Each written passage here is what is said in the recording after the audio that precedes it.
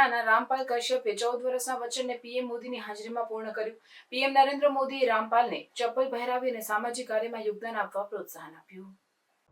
હરિયાણાના કૈથલના રહેવાસી રામપાલ કશ્યપે 14 વર્ષ પહેલા એક અનોખું વચન લીધું હતું કે તેઓ નરેન્દ્ર મોદી વડાપ્રધાન બન્યા પછી જ ચપ્પલ પહેરશે। આ વચનને સાકાર કરવા માટે તેઓ 14 વર્ષ સુધી નંગે પગે રહ્યા હતા। યમુનાનગરમાં પીએમ મોદીએ રામપાલ સાથે મુલાકાત કરીને તેમને ચપ્પલ પહેરાવી, જેનાથી આ વચન પૂર્ણ થયું। આ પ્રસંગે પીએમ મોદીએ રામપાલ કશ્યપના સમર્પણ અને શ્રદ્ધાને માન્યતા આપી। તેમણે રામપાલને ચપ્પલ પહેરાવતા કહ્યું કે આવી કઠિન પ્રતિજ્ઞા ફરીથી ન કરવી। પીએમ મોદીએ રામપાલને તેમના સમર્પણ માટે પ્રશંસા કરી અને તેમને ભવિષ્યમાં સામાજિક અને રાષ્ટ્રીય કાર્યમાં યોગદાન આપવા માટે પ્રોત્સાહન આપ્યું। આ પ્રસંગે પીએમ મોદીએ રામપાલના આ વચનને દેશના નાગરિકો માટે એક પ્રેરણાત્મક બનાવ્યું। તેમણે કહ્યું કે વચન માત્ર તેમના માટે નહીં, પરંતુ દેશના નાગરિકો માટે એક નવી દિશા દર્શાવતું છે। આ પ્રસંગે પીએમ મોદીએ રામપાલના બલિદાનને માન્યતા આપી।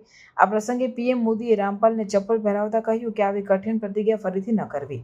આ પ્રસંગે પીએમ મોદીએ રામપાલના બલિદાનને માન્યતા આપી અને તેમને ભવિષ્યમાં સામાજિક અને રાષ્ટ્રીય કાર્યમાં યોગદાન આપવા માટે પ્રોત્સાહન આપ્યું।